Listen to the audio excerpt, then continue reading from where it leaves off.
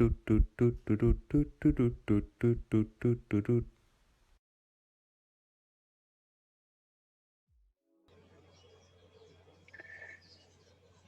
was curious about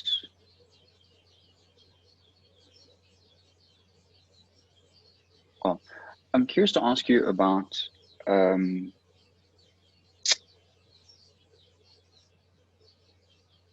how I know you've been doing a lot of thinking and work around philosophies and how you start to figure out what yours is and in relation to the bits and pieces of others. And like, I think there's a part that makes me like where this question really particularly comes from is when I've noticed you'll give feedback about something being out of a particular philosophical position, like postmodernist, that seems to come up quite regularly with the current context and stuff. And noticing that, like, are there blanket statements about them? Are there gradients in them that, like, within the realm, there's useful elements that might come in? And how do you start to... When you say blanket statements about them, can you detail a little bit more? Because I didn't understand that. Yeah, sure. So maybe let me take blanket statements out. Are there elements about a philosophy that is pervasive across, if there is a gradient of them, that makes them not something that you say, I don't identify with any of that? I want to check if I understand your question correctly. Are you asking if there's a statement on each philosophy that kind of distinguishes it from the others, and based on that statement you can it exemplifies the philosophy well enough that you can say, yes, I agree or don't agree with that? No. Okay. No. So my okay, I don't really know what my question is. Let's okay. say that.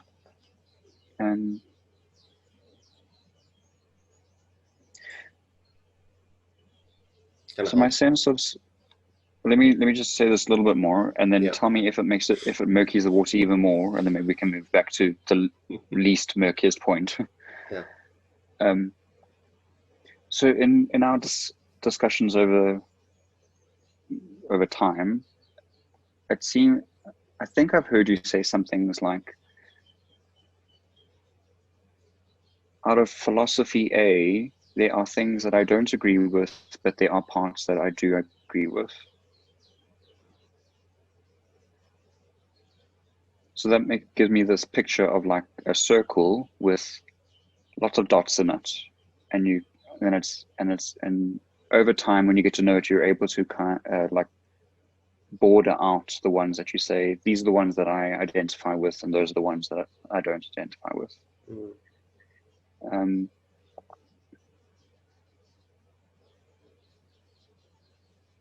So that's one point. So and then I was wondering, if that's the case, then how do you start putting a coherent picture together for yourself or oneself?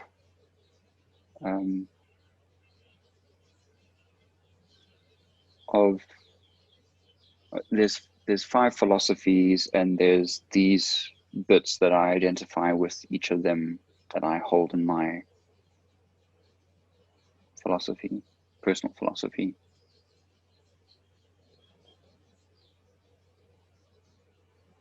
Is it?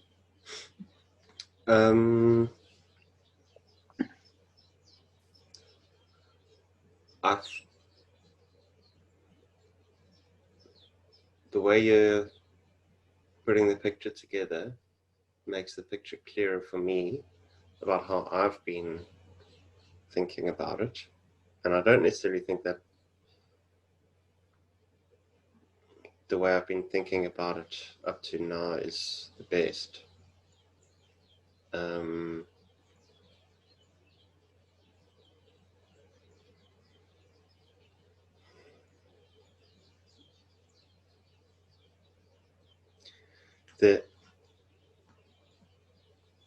I think there are elements within philosophies that are useful for specific contexts, but they might not be useful in other contexts. So writing off an entire philosophy would be throwing the baby out with the bathwater. Yeah. But saying this philosophy describes everything that is also an extreme statement that comes at a cost.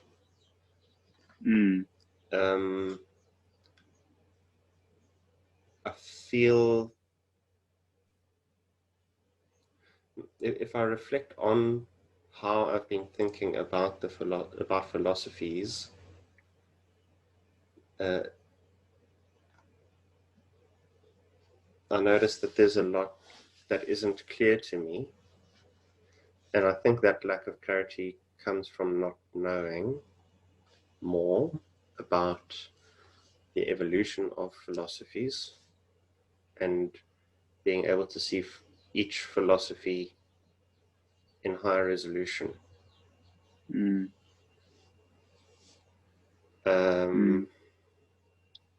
So the way I've been engaging with philosophies is more intuitive, but then if I encounter something which I think is an extreme, then I cognitively recognize that and challenge it. And perhaps even throw it out. If I were to challenge myself, I'd say that even those things which I disagree with might have contexts in which they're useful. And it's possible that I've never had to encounter those contexts. So to be a judgmental asshole, I think some ideas are useful stepping stones, and I've never had to use those stepping stones. Or maybe I've found a way past those stepping stones using other ideas.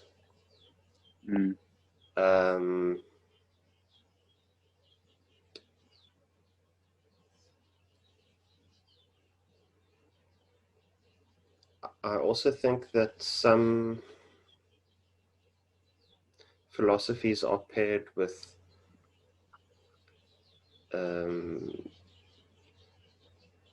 models of how society work.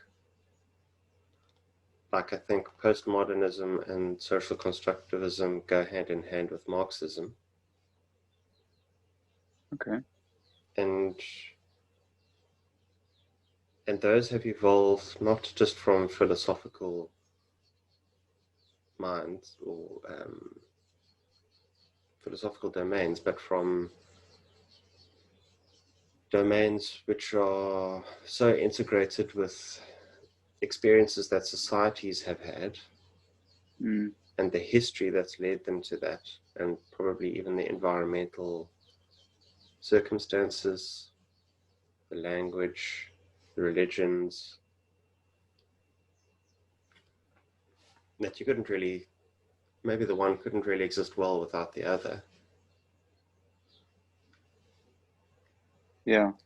Yeah. Well, I mean, because it seems like they co-evolve, or co-emerge and then co-evolve. Yeah. And they might even give birth to something new. So they, if you think about it mimetically, they evolved to survive the constantly changing environment in which they find themselves. Mm. So introducing technology, like everyone has a cell phone, almost everyone has a cell phone with a camera on it. You can record things. I'll go so far as to say things that are being recorded now in the streets are taken completely out of context, and people are applying their philosophy to that and making judgments about the world and people in the world. Mm. So Mm. Yeah. it does evolve based on many circumstances. Yeah.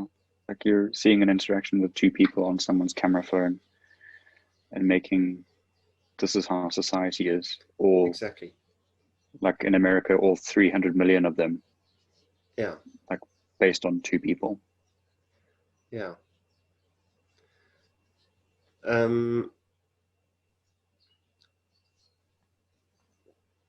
what's interesting is someone told me the other day that they're basing their alliance with certain movements on feeling. Okay. To me, initially that invalidated the picture that they've built up of the world. Yeah.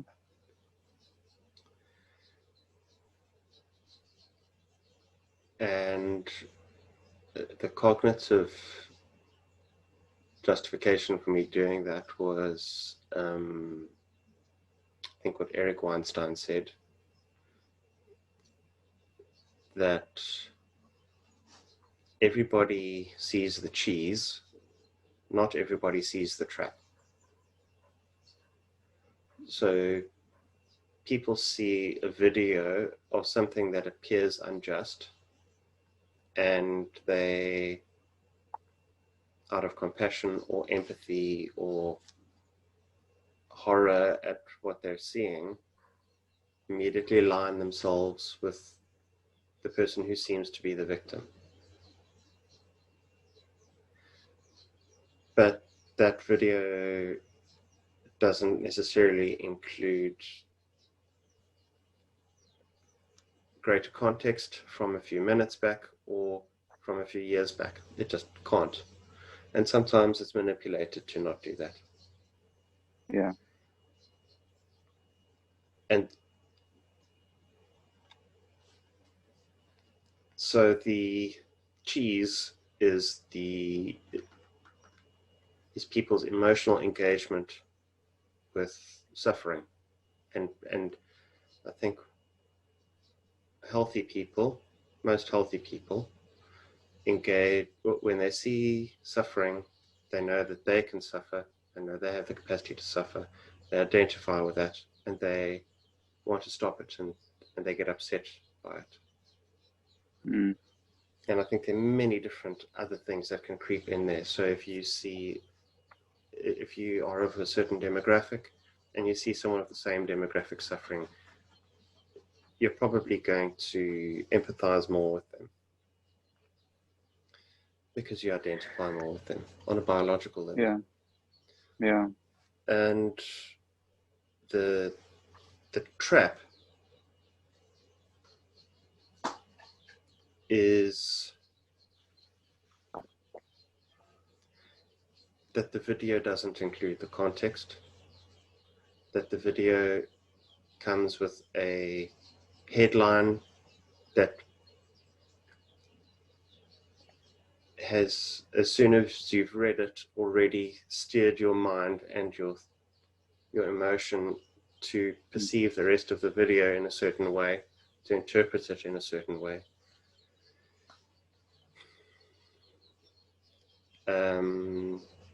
The trap's the agenda, to really just encapsulate it in one word.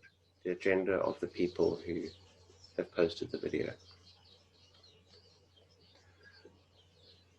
To bring this back to philosophy, certain philosophies portray some people as victims and others as persecutors. Okay.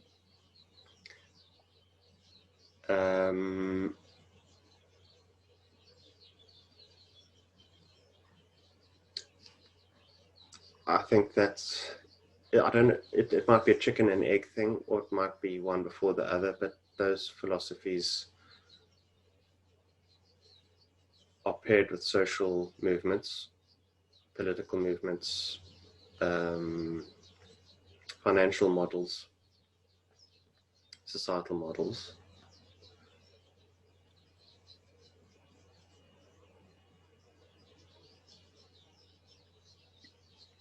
I have forgotten where I was going with that now.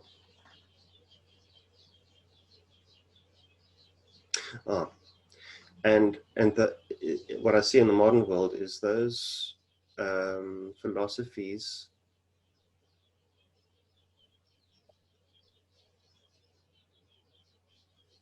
probably both in nuanced ways and explicit ways state that there's no such thing as objective reality. The name social constructivism implies that there's no objective reality.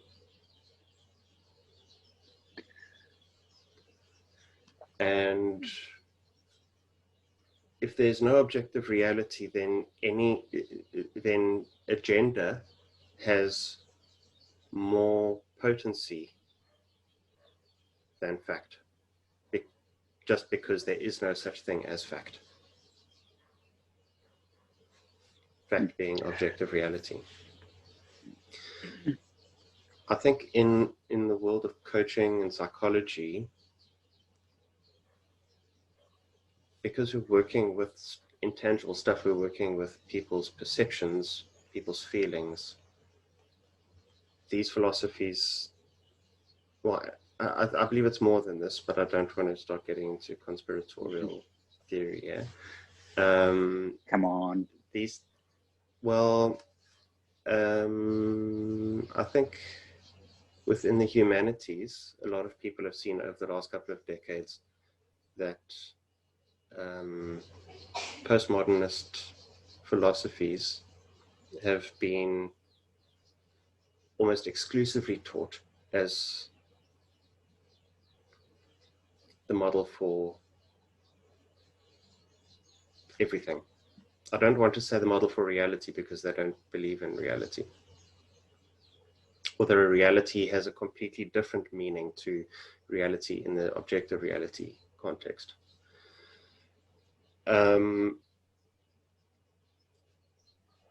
So my own journey in philosophy is having been trained in a within a postmodernist paradigm,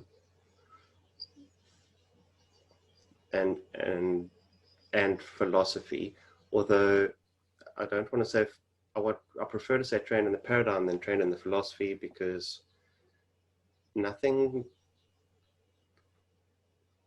the philosophy wasn't explicitly trained. There were no cogent statements made about this is a philosophy of everything, and it is within this philosophy that this work happens. Little useful taglines from within the philosophy were brought into the work. So, for instance, in appreciative inquiry, words create worlds. It's a very useful approach to take. It sounds good. It comes from a postmodernist philosophy, and it works well with people to escape the way that they're thinking, to create something new, to create more happiness. But that works well within that context. It doesn't work well within a context in which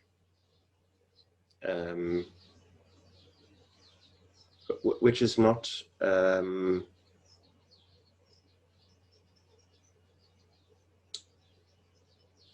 compatible with postmodernist theory or philosophy.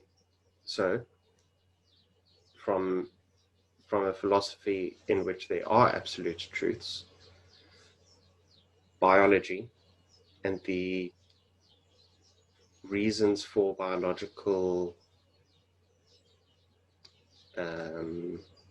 traits, biological differences,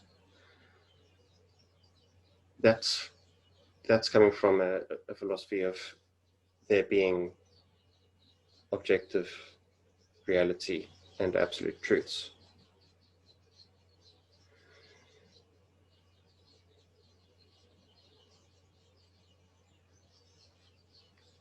So if you're experiencing things which I would say are absolute truth or have their roots in objective reality, but you're trying to interpret them from a social constructivist or other postmodernist philosophies, there's going to be stuff that's missed out.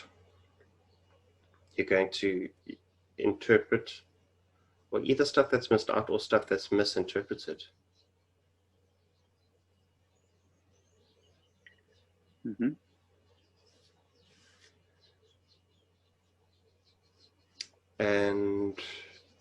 And that's where I think postmodernist philosophies meet an end of usefulness, because they don't allow you to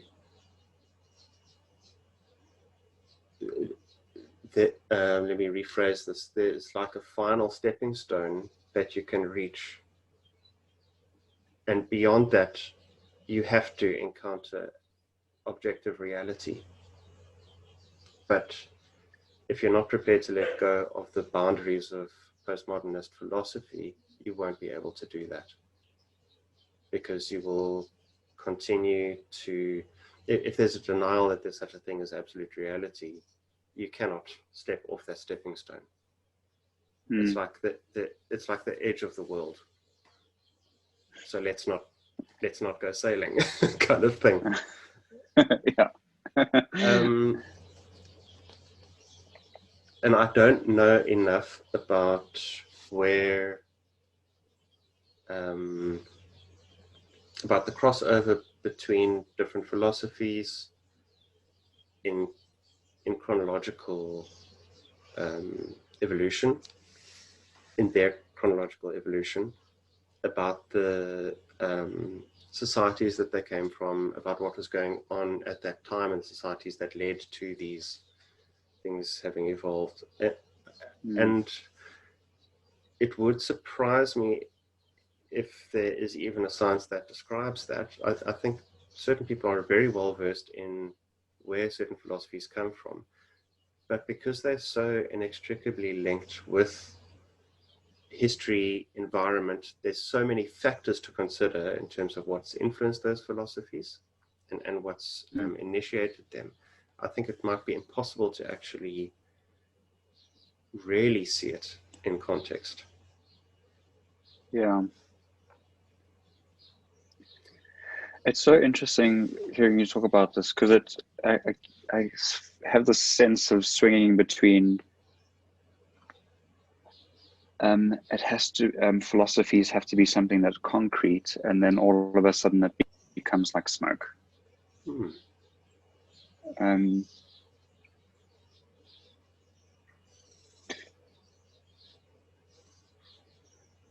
So like for myself, I'm going, okay, when I try to make some things concrete, usually that's my be perfect coming in, trying to make sense of it, to get it solid so I can then think more about it, or think more focused about it. I have done the same, which was useful when you were just formulating your question. I realized that I've been doing that.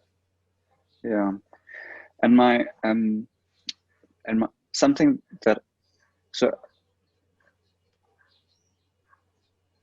suppose I know very little about the academia and detail of philosophy, so I only get like peripheral bits. So like you were saying about out of the schools of training that we've shared a lot in our both of our trainings or journeys of trainings, and occasionally something will be said like, oh, do you see how this line is coming from the philosophy of that? But it's not, like you said, it's not expressly taught as a philosophy, and then you learn that model within that.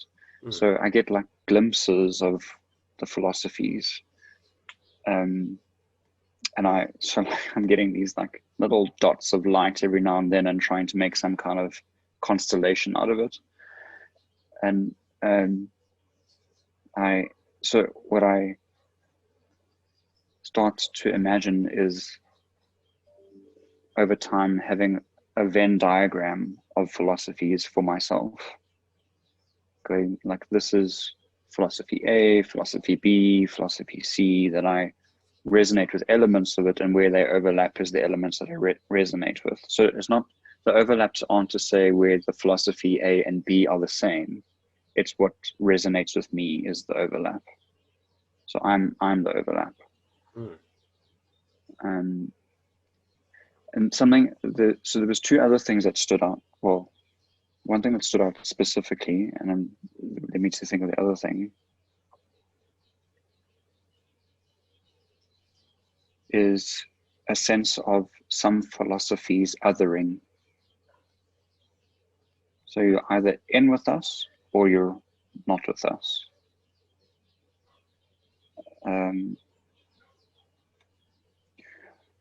Which there's something within my value system that triggers. And I don't know, I haven't thought clearly about it, so I don't know whether it's a good thing or a bad thing, but it's a thing. And then that led me to recall the only time that I've actually ever expressly focused on reading anything about philosophy was a book on Stoicism. And so again, without knowing more about the academia or the actual nuts and bolts about it, I'm not sure if this is a true reflection of Stoicism, or was it a representation of the author and the author's philosophy. But what I enjoyed out of reading that book is that I never felt anything about an othering, and how that book had presented Stoicism. And then within that book, there was a brief history of Stoicism, a very, very brief history. And it sounded like quite an amazing as in it is so far into today, at least my experience of today, of having, I'm not sure if they call them colleges or something like that, but they were homes of different schools of philosophy and different brands of Stoicism in particular, where you would go and be under the tutelage of this, like, they didn't call them a master, but somebody who was the flag bearer of that particular brand.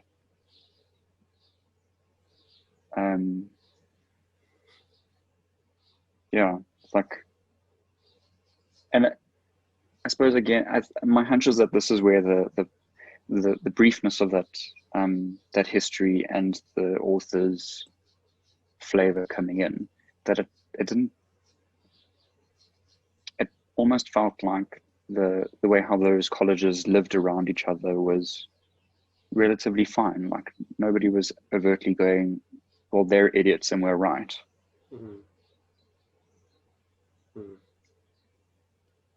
Although I think that there have explicitly been philosophies that do that. Yes. So maybe I need to take that all back. Not take it all back. Let's rather say philosophers. Philosophers, yeah. Yes, definitely. So think that part of my statement was coming more about how the author was presenting Stoicism. And also I recognize that there's a very strong influence about how my values allowed me to receive the stuff that I was reading. So there was a strong slant into, well, this is what I value, so this is how I want it to be, how I want the information to be. So how can you trust what you value?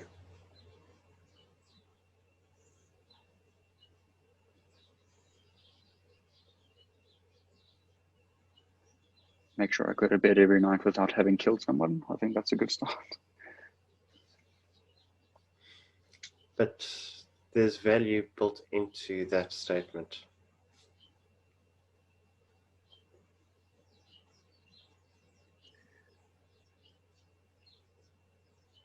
My my sense is that that's a really big question.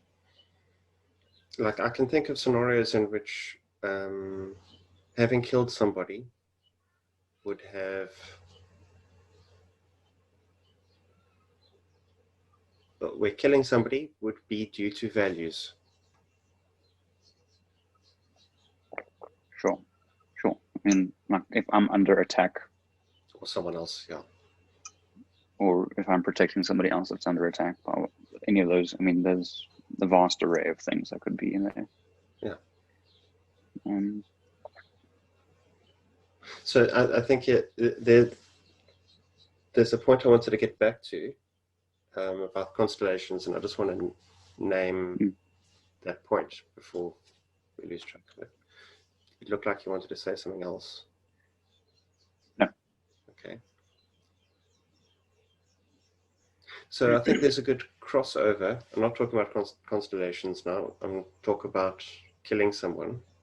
There's a good crossover between values, philosophy, and absolute reality, absolute truth. Values, philosophy, absolute reality, or truth. Objective reality. Yeah. In South Africa, and probably many other countries, you're not allowed to kill somebody if they are destroying property, but you are allowed to kill somebody if they are posing a direct threat to your own life or to someone else's life. So if somebody comes and starts burning down your house and you're able to escape, you're not allowed to shoot them to stop them from burning down your house. Mm-hmm. Where is the line at which one can judge if the person is posing a direct threat to you, and before which you must fire a warning shot, or after which you fire the shot at them? And what's practical? Mm. And the practical bit is there's a point at which you don't have time to take an accurate shot and disable somebody who's posing a direct threat to your or someone else's life, or kill them. Yeah. That's objective reality. And the philosophy is value human life. And there's a crossover. Yeah. And that's a very blurry line. And it's a line that I think changes with every circumstance and can never be replicated in a laboratory. Mm. But it's gone too far in the history of South Africa, where there were human rights abuses because of the philosophy of the country about some demographics being less valuable than others, or having less value, inherent value. And now the pendulum in some people's eyes may have swung too far the other way, where the conditions under which you can shoot somebody are so rarefied that I think that, well, in my opinion, they start to cross over into too far into objective reality, where those actual real circumstances might not even exist in some cases. Yeah.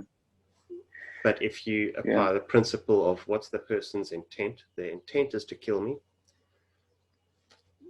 it also becomes blurry ground or murky water, because you can never really prove a dead person's intent. Yeah. And people can lie, so you might not even be able to prove a live person's intent. Yeah. I remember when I was at university,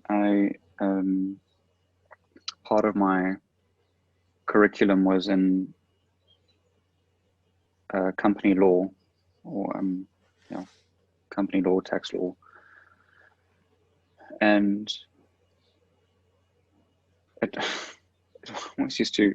So my degree wasn't in law, but I obviously had to do it for part of my degree, which was in accounting, and like it used to boggle my mind so much, because there's the law, which is captured, and then there's case law, which are as the law gets applied and there's precedent, it gets micro adjusted. Well, I mean, in some cases they're not micro adjustments, and the sense of going,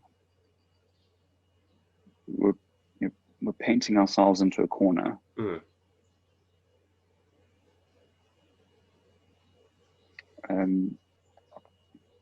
Yeah. Like a case may have pertinent points that resulted in that judgment, but it's a really dangerous thing when you try and take those pertinent points and try and generalize them, apply it elsewhere. Yeah, exactly that, rather. And that's in corporate and tax law, which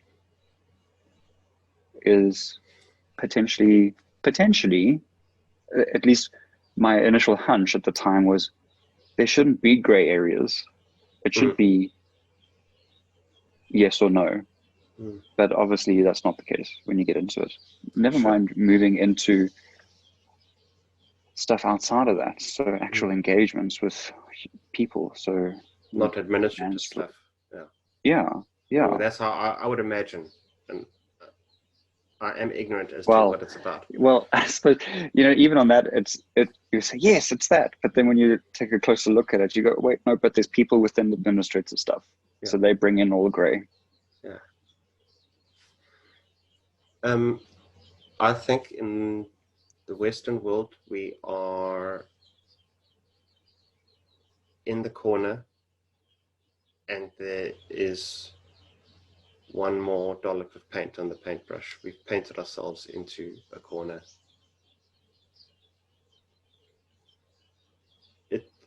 Douglas Murray was saying in one YouTube video I watched, he wasn't saying that, that we're at a precipice. I didn't watch the video, but I've heard that being spoken about. Yeah, it was on trigonometry. Okay. Yeah, I think we have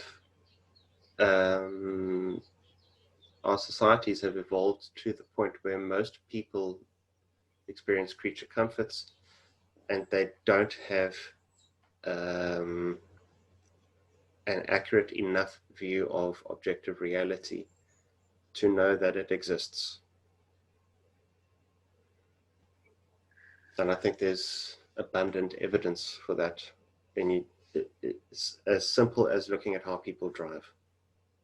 There is very little regard for the absolute reality that if you go through a traffic light or you drink more than a certain amount of alcohol and then you drive, that you're going to kill somebody, and that is a point from which there is no return.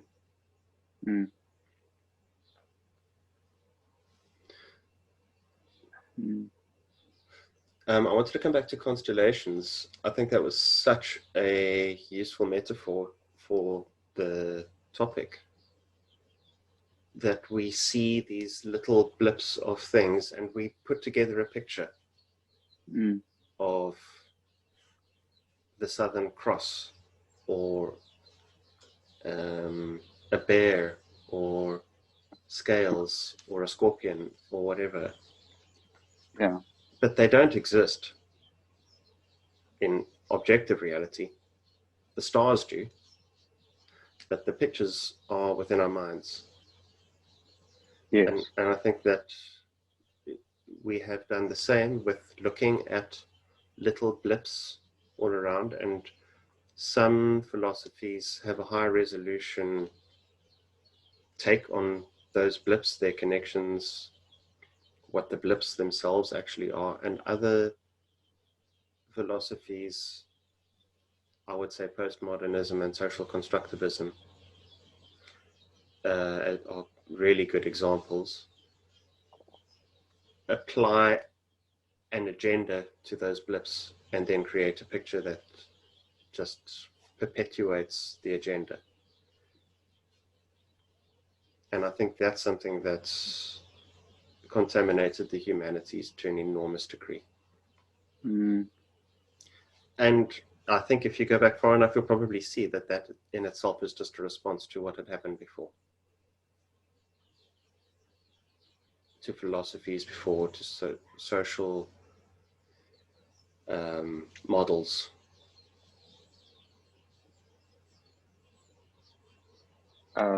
So I'm not quite following you. Are you saying that this has happened before? I wasn't saying directly that, but I think you're right that it could have happened before. I'm saying the postmodernist philosophies are the pendulum swinging the other way, and where the pendulum was before, okay, could have swung the other way from that because of something before that. I think it's cyclical. Yeah. What? So my, when we mentioned earlier about painting into a corner, and Douglas Murray's talking about being on a precipice,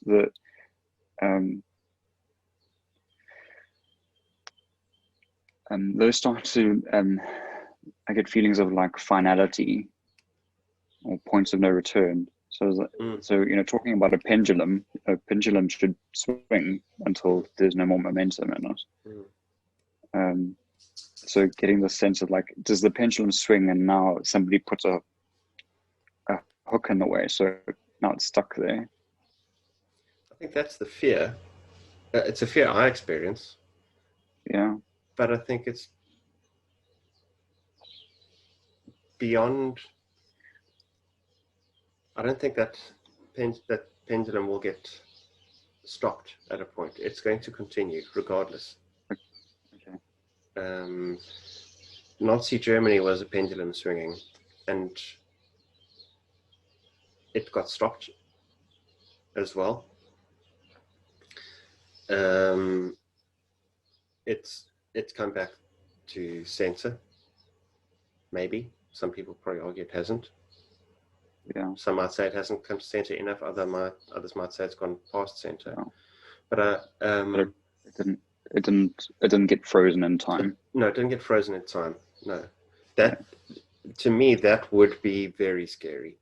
If any philosophy or social model got frozen in time. So I think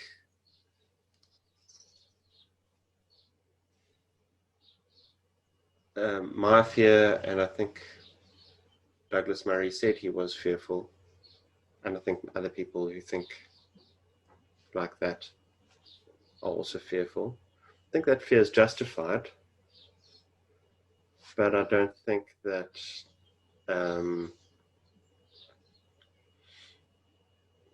the pendulum will stop exactly there and things will stay this way.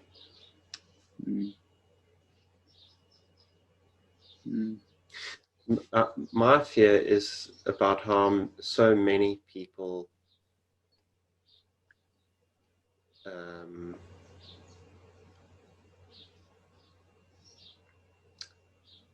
believe or appear to believe the drivel that is broadcast by media and by their colleagues.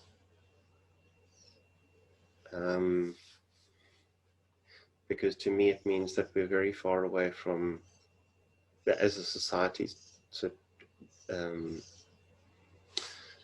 as a group of humans, we're very far away from being able to tell what's real and what's not. Like yesterday I saw there's a social justice division at some or other university, and they are hosting two groups of conversation. The one is just for white people or non-BIPOC.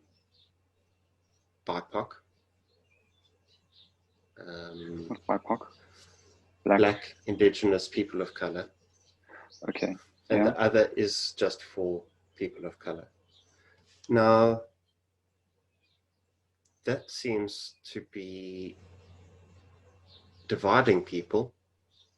Yeah. In fact, it doesn't seem to be dividing people. That is dividing people.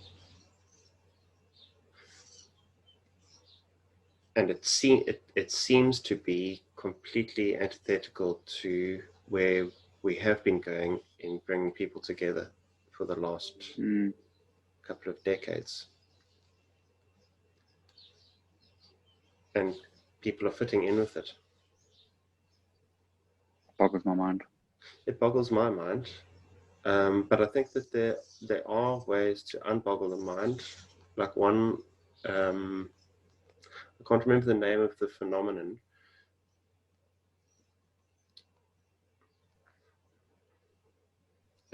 But it's also seeing the cheese but not the trap. People want to appear moral. People want to appear good. In fact, not only appear, I think that's the surface level thing. They want to be good. And they want to be moral. Along with that,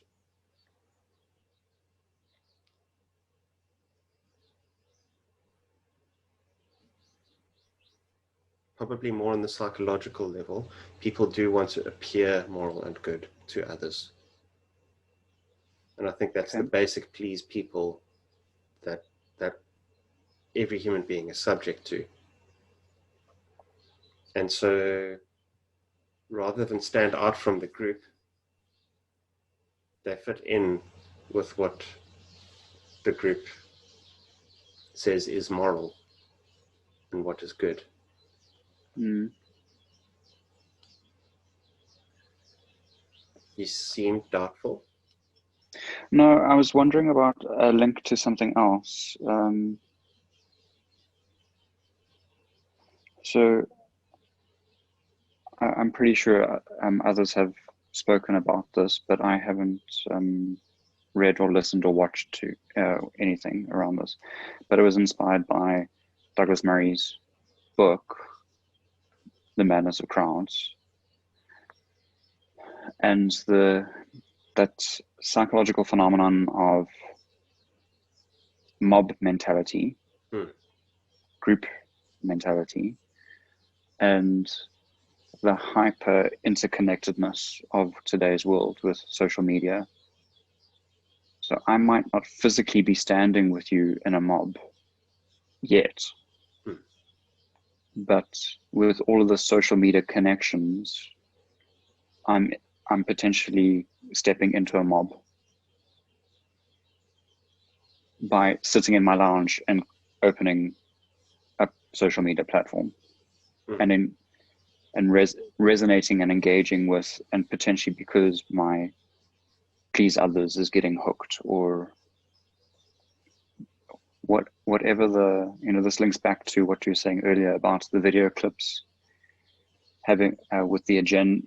They represent, well, not say representing, but they're a tool in an agenda. Yeah. And the problem with that technology is that it can be a tool for anyone's agenda. Yes.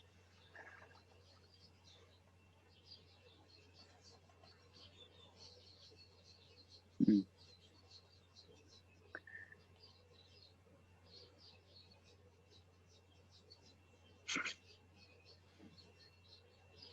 So where are you now?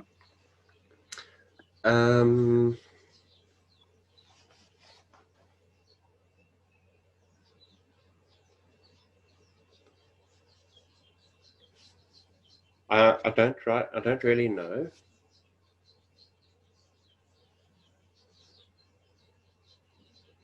Part of me says, enjoy your next meal, enjoy your next cup of coffee, live in the moment.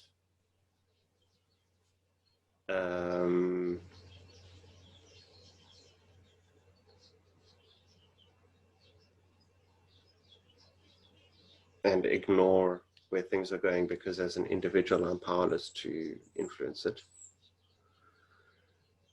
And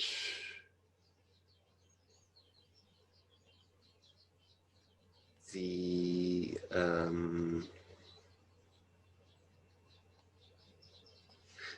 fear is that if I were to speak up about my criticisms of what's happening in the world, because I'm a white male, a straight white male, the typical things would happen. I'd be called a Nazi, a homophobe, a transphobe, You'd be othered in an instant. Say again? You would be othered in an instant. I'd be othered in an instant, yeah.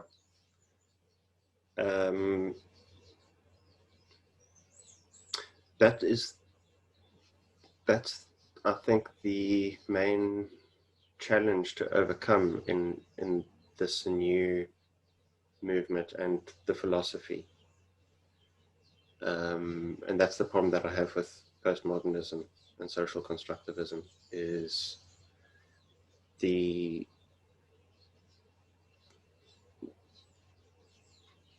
wherever the critical mass is, that's the agenda that's going to win. So speaking up, it is actually perfect as a defense mechanism, or an adaptation to challenge, because you cannot challenge it with anything real. You either fit in or you're demonized. It's almost like a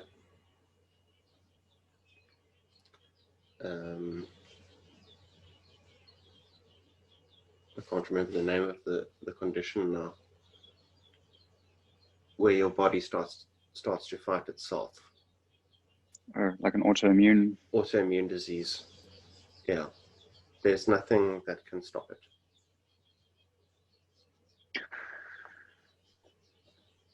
Well, not when the energy is so high. Not when the energy is so high. Or when the reaction is so intense. Yeah. So I don't know what the solutions are, but that's also typical of my style, is I don't necessarily jump in. I like to understand, and I like to think more, and at some point formulate a plan. And I'm also not one to... I'm not attracted by groups of people or thinkers at all. I like independent thinking. So I'm always on the fringes.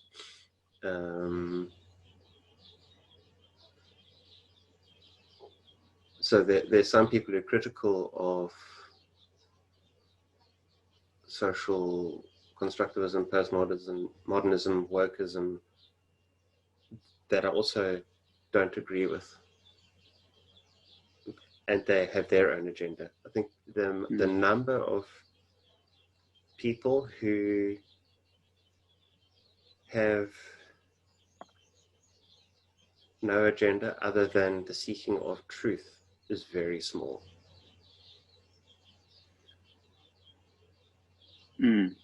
If not non-existent.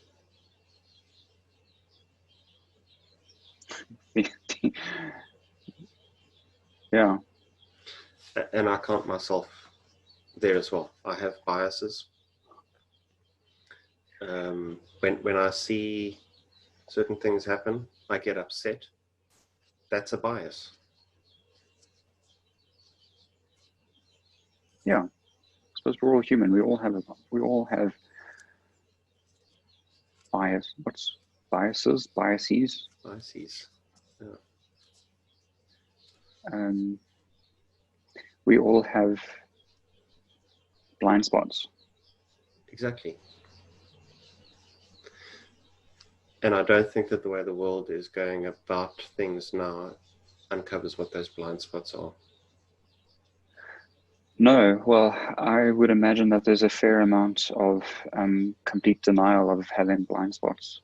Mm.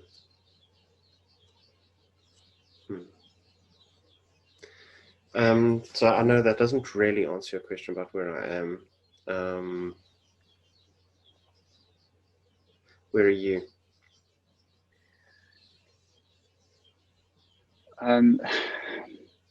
It's interesting that I enjoy these kinds of conversations because I feel stretched because there's so much that I don't know. Me too. And so I feel stretched and I feel tickled and I feel challenged. And yet I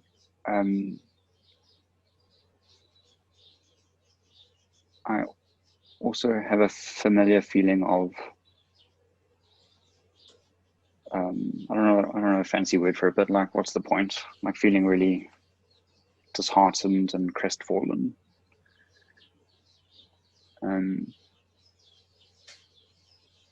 It's a bit of like an existential crisis comes with it. It is an Well, maybe not a existential crisis. Like a mini crisis, because I'm not like gonna go and sell everything and walk the streets now. But it is an existential crisis for humanity or societies, certain societies, Western civilization, certainly. And so when I was feeling that when I asked you, where are you? And the things that I often come back to, which give me a bit of grounding and maybe some warmth of hope, is actually,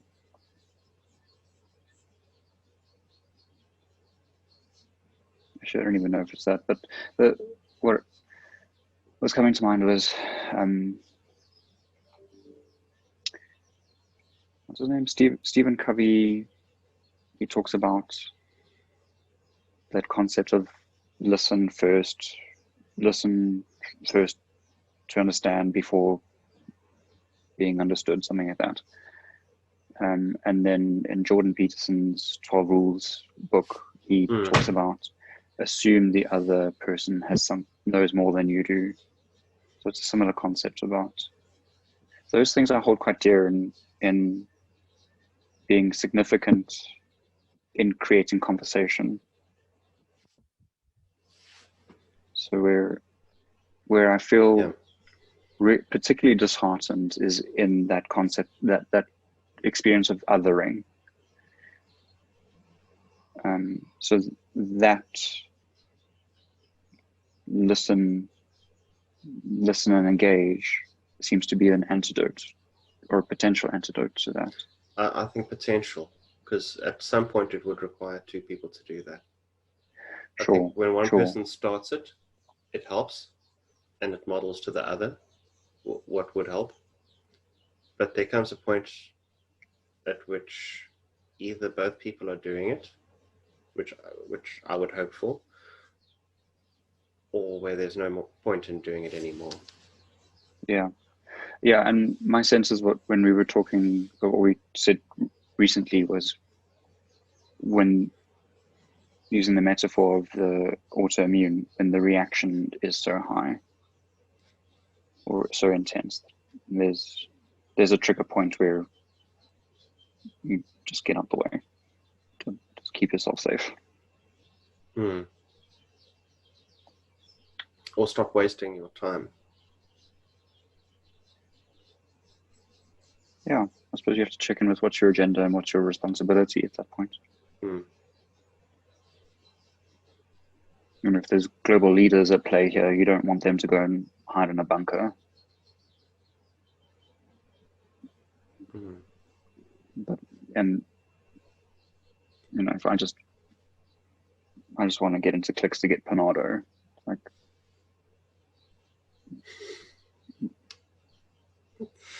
Did you specifically choose that retailer?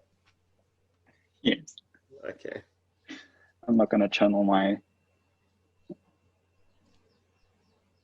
inner granny. Yeah. But that little micro altercation is a perfect example of what's happening in the bigger picture, not just in South Africa, but all over the world, where people are claiming to be victims, but they're actually instigating. And the response they get is the response that they're instigating for. And then that person who took action has just justified the worldview. And that's just called the game. It's just game playing.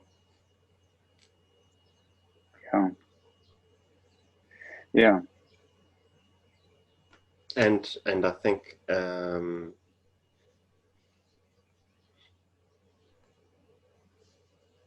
well, it's important to point out that it takes two people to play a game.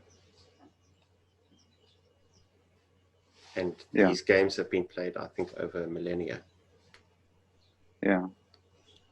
The same game. Yeah.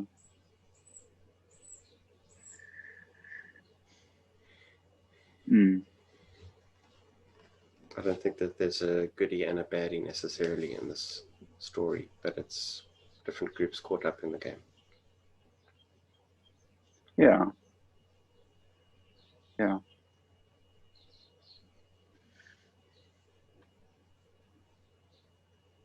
I went back to feeling crestfallen. Have a cup of coffee.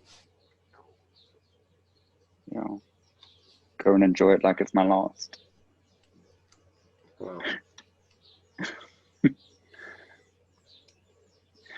One of my friends had said about this experience of lockdown and with the global pandemic, saying, if it's taught me anything, it's one of two things, and I'm not sure which one it is.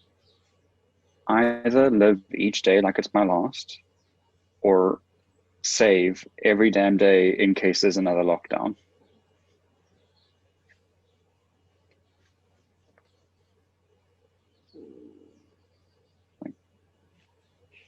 Okay. So it's so interesting because those are two philosophies based on circumstance.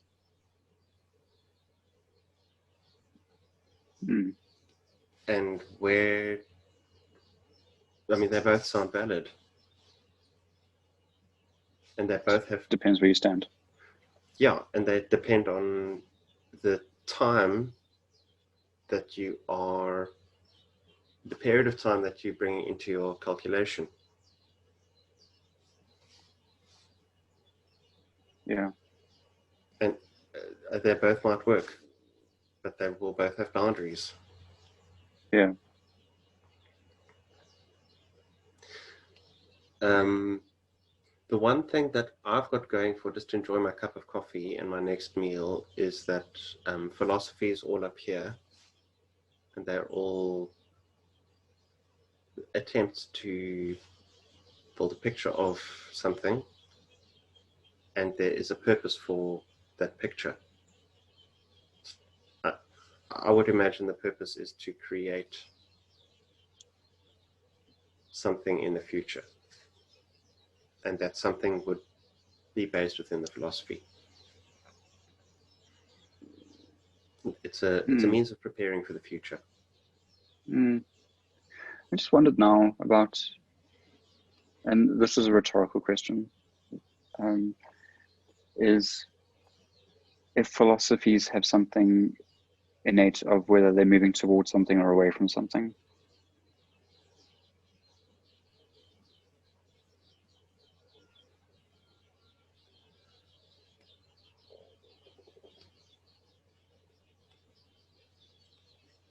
I'd say the objective reality of that is, if you are moving away from something, you're inevitably moving towards something else, even though you might not see it.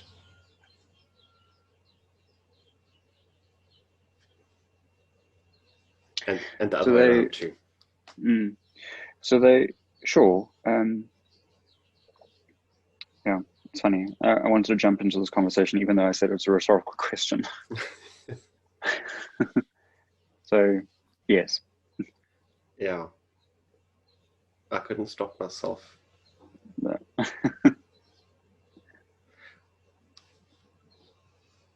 Yeah. So my hope isn't to answer the question. My hope is to just observe the question. Yeah. I'm sorry. I wasn't trying to. I was trying to stop myself. I wasn't trying to shut down what you You're had said. persecuting me. Yeah. Help me? How do I rescue you? Let's not other each other. Yeah. But yeah, that could be an interesting conversation.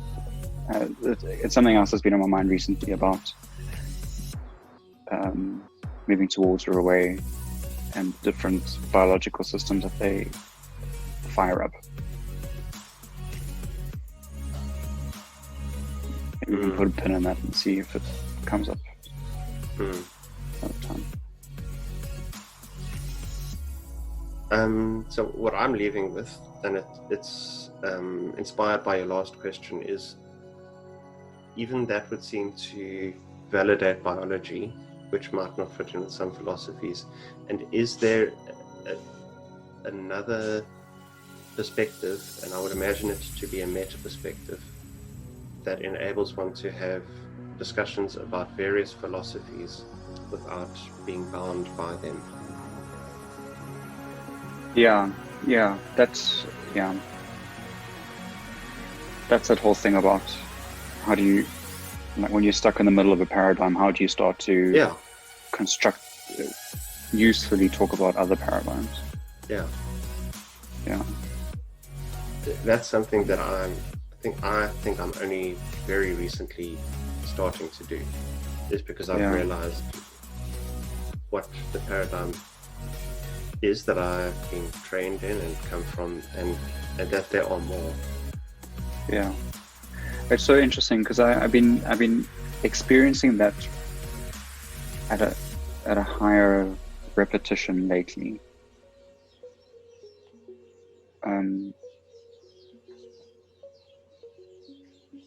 Yeah, I want to talk about that as well sometime soon. Yeah, thank you. Cool, thank you.